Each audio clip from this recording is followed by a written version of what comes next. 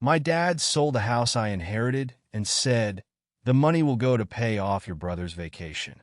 I laughed, and a week later, when my lawyer called him, I honestly thought my father was joking when he said, "That money will go to your brother's vacation," after selling the house I inherited.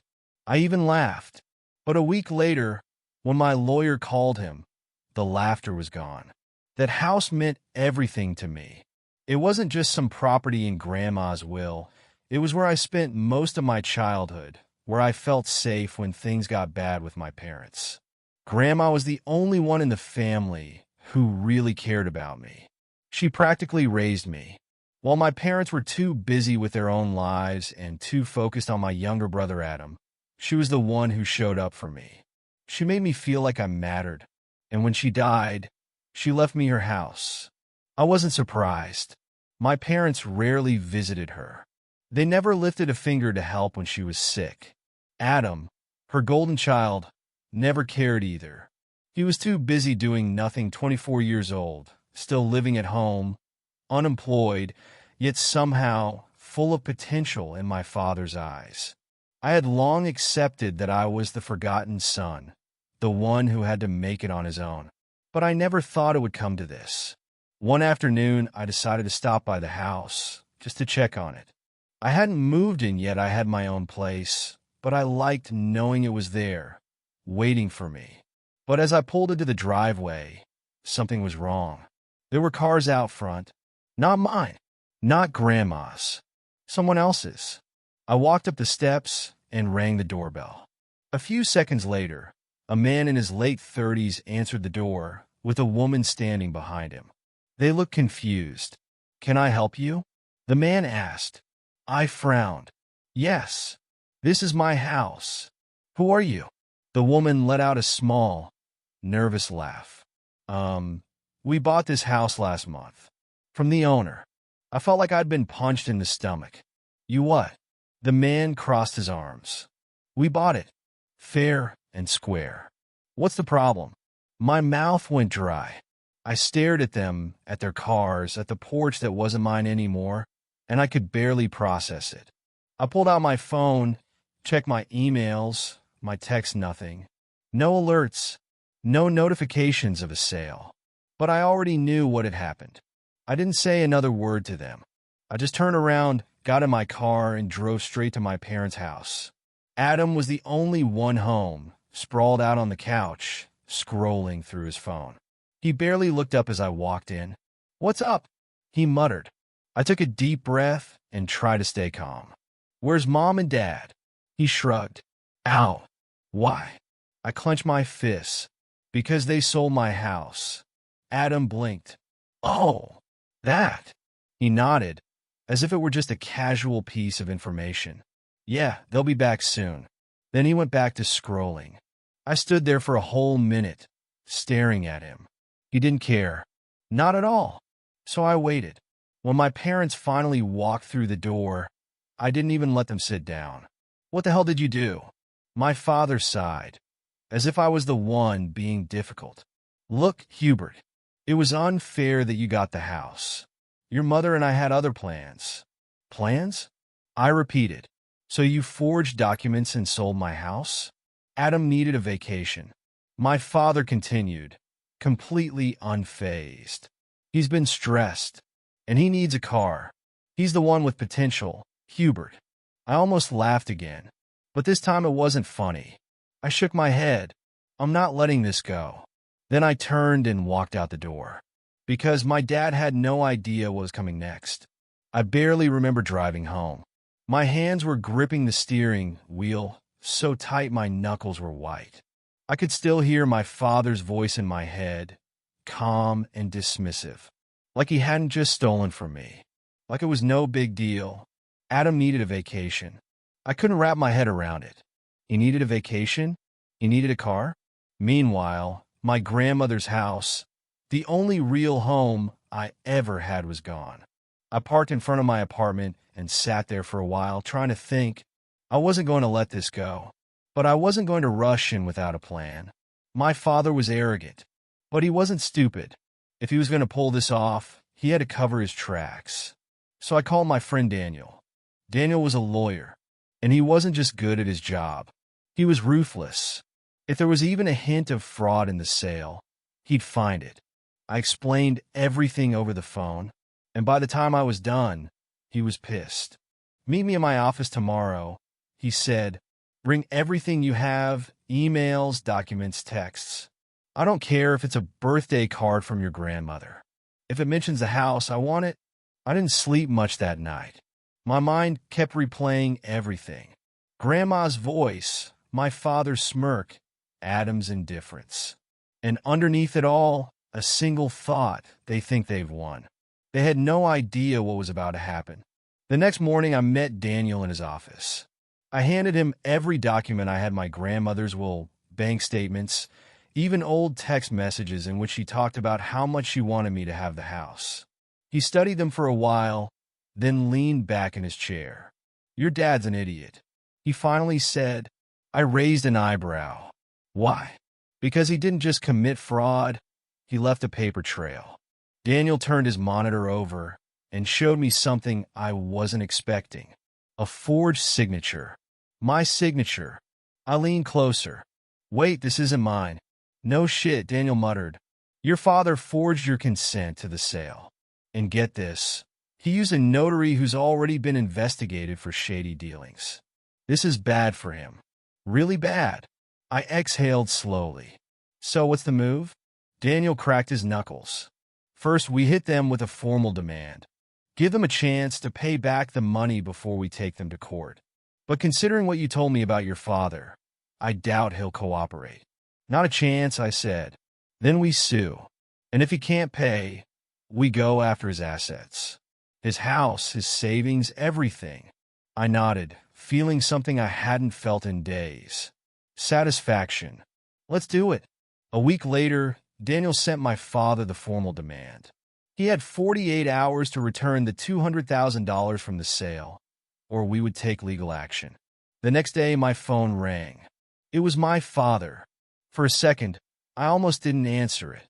Then I thought, no, let's see what he has to say now. I picked it up. "Hubert."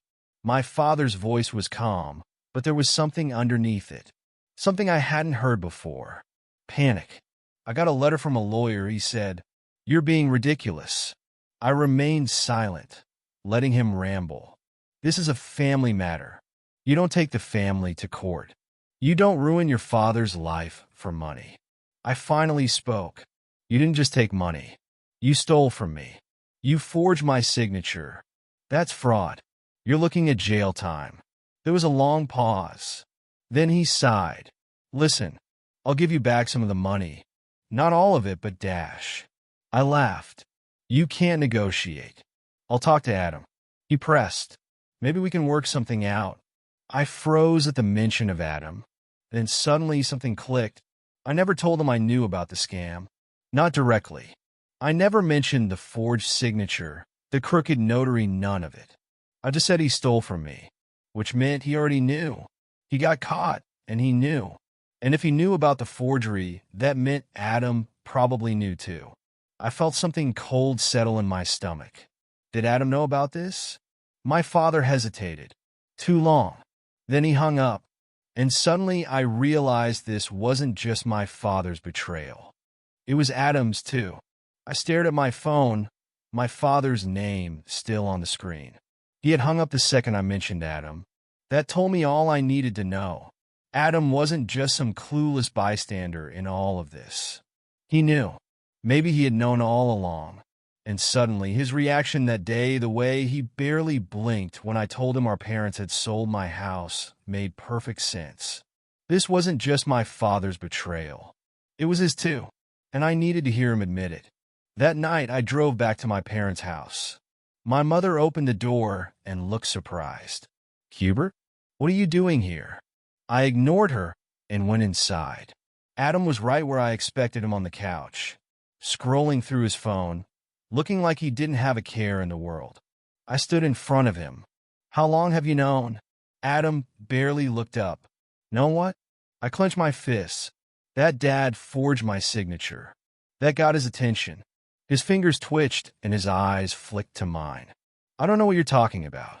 Liar. I took a step closer. Don't play dumb. I know you knew. I just want to hear you say it. My mother sighed. Hubert, stop it. We're a family dash. I cut her off. Family doesn't do this. Family doesn't steal from each other. Adam's expression wavered. He opened his mouth, closed it, then exhaled sharply. All right, fine. Yeah, I knew that. My stomach tightened, but my face remained blank. For how long? He looked away. Dad told me before he sold it. He said it wasn't a big deal, that you already had your own place, and that dash, and that you needed a vacation more than I needed my own inheritance. Adam frowned. I didn't take the money. Oh, really? I crossed my arms. So who booked the trip to the Maldives? Silence. I shook my head. And the car Dad wanted to buy you? Adam's face turned red. I didn't ask him to. He just dashed. I scoffed. Oh, right. You just conveniently accepted the vacation and the car, but had no idea where the money came from? Adam looked away. It's not like you needed the house anyway. I actually laughed. Not like I needed it. It wasn't about need, Adam. It was mine. Grandma left it to me. But you and Dad decided that didn't matter because you wanted something instead. I turned toward the door. I'm done here. Adam jumped off the couch. Wait. What are you going to do? I looked over my shoulder at him. You'll see. Then I walked out. That night, I called Daniel. We don't just want the money back. I told him, I want everything we can take. If they can't pay, I want their house. I want their life savings. I want my father on trial for fraud. We will go all the way. Daniel didn't even hesitate. Let's do it. My father and Adam thought this was just about a house. They had no idea they had just burned their own lives to the ground. The moment my father was served with the lawsuit, the calls began. At first he was furious. You're being ridiculous, Hubert. This is a family business. You don't take your own father to court. Then he tried guilt. I did what I thought was right. Adam needed help. You're really going to send me to jail for a house? Finally, he tried bargaining. Fine. I'll give you back some of the money. Not all of it, but dash. I cut him off. You can't negotiate. He tried one last time. His voice was lower, almost desperate. You'd really do this to me? You did it to yourself. I said. Then I hung up. The process went quickly. Faster than I had expected. Daniel wasn't just good. He was relentless. Every time my father's lawyer tried to delay or make pointless motions, Daniel shut them down immediately. He was ready for anything. And Adam? He never called, never texted, didn't even show up at my apartment to bitch. He was silent.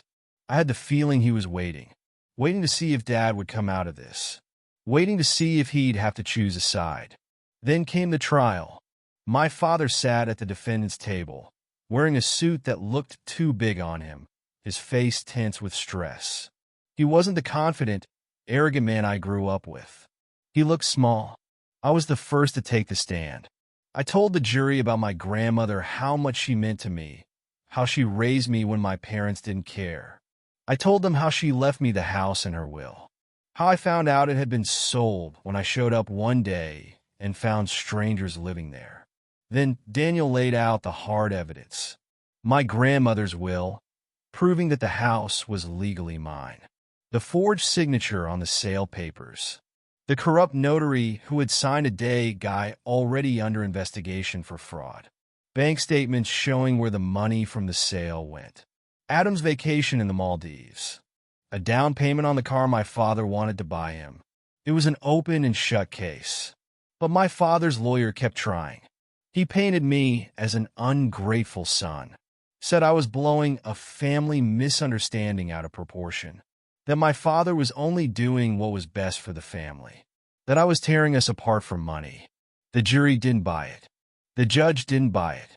When the verdict was read guilty on all counts, I saw my father's face fall in real fear. The sentencing came a few weeks later. 5 years in prison. The moment the judge said it, my mother let out a choked sob. Adam just sat there, his face pale. My father? He turned in his seat and looked at me. His eyes were filled with pure hatred. But I didn't flinch. I had nothing more to say to him. Outside the courthouse, my mother caught up with me. "How could you do this?" She snapped, her voice shaking with anger. I turned to face her. "How could I? He stole from me. He forged my signature. That's a crime, Mom." Her face twisted. "He's your father." I almost laughed. Did that matter when he was cheating on me? She shook her head. "You're not my son anymore." And for a second, just a second, it's dumb, then I realized she was never really my mother to begin with. All she ever cared about was Adam. Speaking of Adam, he came up next. He didn't look angry, just tired. "Are you happy now?" he murmured. I raised an eyebrow. "You got a free vacation with stolen money. Why don't you tell me?" Adam didn't say anything. I sighed. "You knew. You knew all along." Adam looked away. "It wasn't my idea." "It doesn't matter," I said. "You took the leave anyway. You still let it happen." Adam took a long breath. "Well, congrats, man. You won." "No," I said. "I took back what was mine." Adam didn't answer. He just shook his head and walked away. And that was the last time we ever spoke. A month later, my dad went to jail.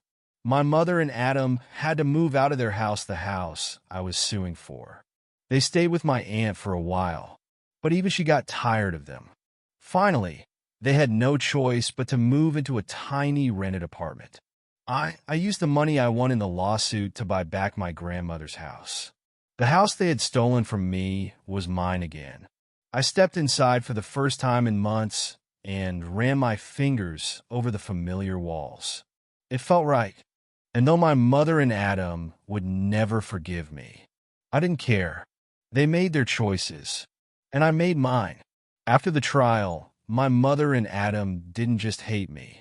They made sure everyone knew it. They cut off all contact. But that didn't stop them from spreading their version of the story. My mother called every relative she could, painting me as the villainous son who threw his own father in prison and left his family homeless. She destroyed my name. I told Daniel when he updated me about the final settlement. She tried. He corrected. But it didn't work, did it? And he was right, because no one was buying it. At first, some of our extended family was shocked.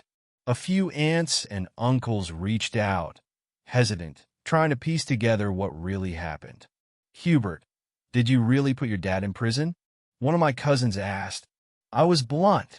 He forged my signature, stole my house, and used the money for Adam's vacation.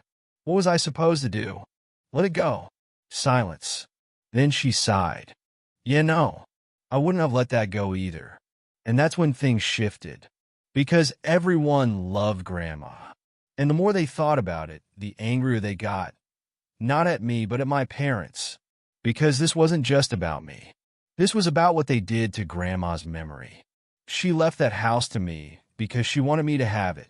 And instead of respecting that, my father threw it away like it meant nothing. That didn't sit right with anyone. Meanwhile, my mother and Adam were dealing with their own problems. Without my father's income, they couldn't afford their mortgage. The court had already seized my father's assets. And after the settlement, there wasn't much left. They had no choice but to move in with my Aunt Linda. Aunt Linda was kind, the kind of person who would never let family go homeless, even if she didn't agree with them. But she didn't support them. She made that very clear. She told them straight up, "I'm letting you stay here because I have a heart, but don't expect me to defend what you did." My mother was furious. "You're taking a side?" Aunt Linda didn't back down. "I'm taking Grandma's side." That shoved my mother up real quick. A few months later, they finally moved into a small rented apartment. It wasn't anything fancy, just a 2-bedroom place in an older part of town. A huge downgrade from the house they once had. And Adam? He finally had to grow up. No more vacations. No new car. Just the reality of being a 25-year-old man with no job, no degree, and no one to clean up his messes anymore. I don't know if he ever blamed my father for putting him in that situation, but I do know that he never blamed himself. As for me, I moved into Grandma's house. The first night I slept there, it felt right. I sat in the living room, running my fingers over the old wooden coffee table. It still had the scratches from when I was a kid playing with my toy cars. I could almost hear Grandma's voice, soft, warm, telling me stories before bed. I won. Not just a lawsuit, not just a trial. I took back what was stolen. And even though my mother and Adam would never forgive me, I didn't care. Because deep down, I knew Grandma would have been proud. And that was all that mattered. It's been a year since everything went down. My father has been in prison for a while now. My mother and Adam are still living in that tiny apartment. And I've been settling into Grandma's house. I didn't expect to hear from any of them again. But then a few weeks ago, I got a call from my mother. At first, I thought she dialed me by accident. But when I answered, she sighed and said, "Your father wants to see you." Apparently, he had been asking her for months to reach out to me. But she refused until now. I don't know why she finally gave in. Maybe she was tired of hearing it. Maybe she thought I'd say no, and she just wanted to prove a point. But I agreed. Not because I missed him, not because I wanted to fix anything. I just wanted to hear what he had to say. Visiting him was weird. I expected him to be angry, bitter, the way he was in court. But he looked tired, older, like the weight of everything had finally caught up to him. The first thing he said when he sat down across from me was, "I messed up." And then, for the first time in my life, my father apologized. Not just some half-hearted, "I'm sorry you felt that way" kind of thing. A real apology. He admitted everything. How selfish he was. How he shouldn't have taken the house. How he let his favoritism toward Adam blind him.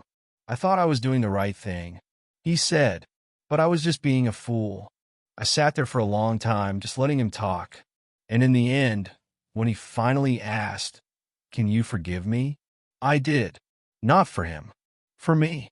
Because holding on to that anger was exhausting. And whether I forgave him or not, it wouldn't change what happened. It wouldn't bring back the time lost. Or fix my relationship with my mother and brother. But at least this way, I didn't have to carry that weight anymore. I told him, "I forgive you, but that doesn't mean we can go back to how things were." He nodded, like he already knew that. After that I left. I haven't visited him again, and I don't know if I will. As for my mother and Adam, nothing has changed. My mother still refuses to speak to me. And honestly, I don't care to fix it. Adam acts like I don't exist, which is fine by me. Some relationships aren't meant to be repaired. But at least I got back what truly mattered. And that's enough.